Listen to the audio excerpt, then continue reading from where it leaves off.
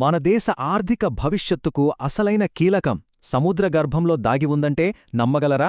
వినడానికి ఆశ్చర్యంగా ఉన్నా ఇది నిజం. ఈరోజు మన సముద్రాలు కేవలం నీటి వనరులు మాత్రమే కాదు, మన దేశ ప్రగతికి చోదక శక్తులుగా ఎలా మారబోతున్నాయో లోతుగా చూద్దాం. ఒక్కసారి ఆలోచించండి. ఒక మహాసముద్రం కేవలం నీటి ప్రవాహం కాదు, ఒక దేశ భవిష్యత్తునే నడిపించే ఒక శక్తివంతమైన ఇంజిన్లా పనిచేయగలదా? అసలిది సాధ్యమేనా? ఈ విశ్లేషణ పూర్తయ్యేసరికి ఈ ప్రశ్నకు సమాధానం మనకు చాలా స్పష్టంగా దొరుకుతుంది. నీలి ఆర్థిక వ్యవస్థ అంటే చాలామంది కేవలం చాపల వేట లేదా షిప్పింగ్ అనుకుంటారు, కానీ అదంతకు మించి చాలా పెద్దది.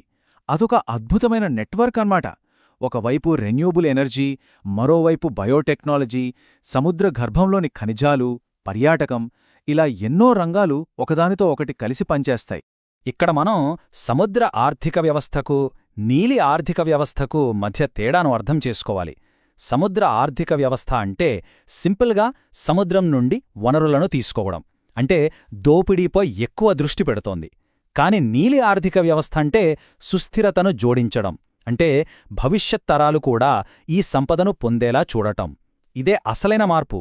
సరే, ఈ రెండిటి మధ్య తేడా అర్థమైంది గదా? ఇప్పుడు అసలు ఈ నీలి ఆర్థిక వ్యవస్థ అనే అద్భుతమైన ఆలోచన ఎక్కడ పుట్టింది, దాని పునాదులేంటో కొంచెం లోతుగా చూద్దాం. 2010లో గుంటర్ పౌలి అనే ఆయన ఒక విప్లవాత్మకమైన ఆలోచనను ముందుకు తెచ్చారు. అదేంటంటే, ప్రకృతిని దోచుకునే బదులు దాంతో కలిసి ఎందుకు పనిచేయకూడదు? మనకు స్థానికంగా అందుబాటులో ఉన్న వనరులను తెలివిగా వాడుకుంటే కొరతను కూడా సమృద్ధిగా మార్చవచ్చు అనేది ఆయన దృష్టి. ఈ విషయంలో భారతదేశం చాలా అదృష్టవంతమైన స్థితిలో ఉంది. చూడండి, మనకు 7,500 కిలోమీటర్ల పొడవైన తీరప్రాంతం ఉంది. దాదాపు 2 మిలియన్ చదరపు కిలోమీటర్ల ప్రత్యేక ఆర్థిక మండలి కూడా ఉంది. మన నీలి భవిష్యత్తును నిర్మించుకోవడానికి ఇదొక విశాలమైన క్యాన్వాస్ లాంటిదన్నమాట. నీలి ఆర్థిక వ్యవస్థలో మనం మొదటగా చూడాల్సింది మన సముద్రాల్లోని అద్భుతమైన జీవ సంపద. ఇది కేవలం చేపల దగ్గర మొదలై ఏకంగా ఫార్మాస్యూటికల్స్ వరకు విస్తరించింది. 11.4 మిలియన్లు. ఇది కేవలం ఒక నంబర్ కాదు. మన దేశంలో మత్స్య పరిశ్రమపై ప్రత్యక్షంగా ఆధారపడి జీవిస్తున్నవాళ్ల సంఖ్య. అంటే కోటికి పైగా కుటుంబాల జీవనాధారం దీనిపైనే ఆధారపడి ఉందన్నమాట. అయితే రోజురోజుకి పెరుగుతున్న డిమాండ్ను తీర్చడానికి కేవలం సంప్రదాయ చేపల వేట సరిపోదు. అందుకే భారతదేశం నీలి విప్లవంలో భాగంగా మారికల్చర్ను ప్రోత్సహిస్తోంది. దీని మనం సింపుల్గా సముద్రంలో వ్యవసాయమని చెప్పొచ్చు. ఇక్కడ పంటలకు బదులుగా ఆల్చిప్పలు, ముత్యపు చిప్పలు, సముద్రపు పాచిలాంటివి పెంచుతారు. మన సముద్రాలు జీవ వైవిధ్యానికి ఒక నిధిలాంటివి. ఈ సముద్ర జీవుల నుండి మనం మెరైన్ న్యాచురల్ ప్రొడక్ట్స్ లేదా ఎంఎన్పి అనును పొందుతాం. క్యాన్సర్, డయాబెటిస్ లాంటి భయంకరమైన వ్యాధులకు కొత్త మందులు, వినూత్నమైన సౌందర్య సాధనాలు, వీటన్నింటినీ అభివృద్ధి చేయడానికి ఇవే కీలకం. సరే, సముద్ర సంపద కేవలం దానిలోని జీవులకే పరిమితం కాదు. సముద్ర గర్భం, అది అమూల్యమైన ఖనిజాలకు ఒక పెద్ద నిధి గని. అయితే సముద్రపు లోతుల్లోకి వెళ్లి అన్వేషించడం అంత సులభం కాదు. దీనికోసం అత్యాధునిక రోబోటిక్స్ సబ్మర్సిబుల్స్, మానవరహిత వాహనాలు కావాలి. ఇవే సముద్ర గర్భాన్ని మ్యాప్ చేసి ఎక్కడెక్కడ ఖనిజ నిక్షేపాలు ఉన్నాయో గుర్తిస్తాయి. ఈ రంగంలో భారతదేశం ఒక మార్గదర్శి అని చెప్పాలి. 1987 నుంచే మనకు పయనీర్ ఇన్వెస్టర్ హోదా ఉంది. దీనివల్ల మధ్య హిందూ మహాసముద్రంలో ఏకంగా 75,000 చదరపు కిలోమీటర్ల ప్రాంతంపై మనకు ప్రత్యేక హక్కులున్నాయి. ఆ ప్రాంతంలో నికెల్, రాగి, కోబాల్ట్ లాంటి కీలక లోహాలతో నిండిన దాదాపు 670 మిలియన్ టన్నుల పాలీమెటాలిక్ నాడ్యూల్స్ ఉన్నాయని అంచనా. ఇప్పటిదాకా వనరుల గురించి చూశాం. ఇప్పుడు శక్తి గురించి మాట్లాడుకుందాం. మన దేశ భవిష్యత్ ఇంధన అవసరాలను తీర్చడంలో సముద్ర పునరుత్పాదక శక్తి చాలా కీలక పాత్ర పోషించగలదు. ఓషన్ థర్మల్ ఎనర్జీ కన్వర్షన్ లేదా ఓటీఈసీ. ఈ టెక్నాలజీ చాలా ఆసక్తికరంగా ఉంటుంది. ఇది సముద్రం పైనున్న వెచ్చని నీటికి, కొన్ని వందల మీటర్ల లోతులో ఉన్న చల్లని నీటికి మధ్య ఉన్న ఉష్ణోగ్రత తేడాను వాడుకుంటుంది. ఈ చిన్న తేడాతోనే ఒక ద్రవాన్ని ఆవిరిగా మార్చి ఆ ఆవిరితో టర్బైన్ను తిప్పి కరెంట్ ఉత్పత్తి చేస్తారు. అంటే ఇదొక నిరంతర స్వచ్ఛమైన శక్తి వనరు అన్నమాట. మరి ఈ ఓటీఈసీ ద్వారా మన దేశానికి ఎంత శక్తి లభించే అవకాశముంది అనుకుంటున్నారు? అక్షరాల 1,80,000 మెగావాట్లు.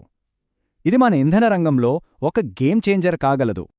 కేవలం ఓటీఎక్సీ మాత్రమే కాదు. చూడండి, మనం అలల నుండి, ఆటుపోట్ల నుండి, చివరకు నదులు సముద్రంలో కలిసే చోట లవణీయతలో ఉండే తేడా నుండి కూడా శక్తిని ఉత్పత్తి చేయవచ్చు. అంటే భారతదేశానికి సముద్రశక్తి వనరుల విస్తృత పోర్ట్ఫోలియో అందుబాటులో ఉంది.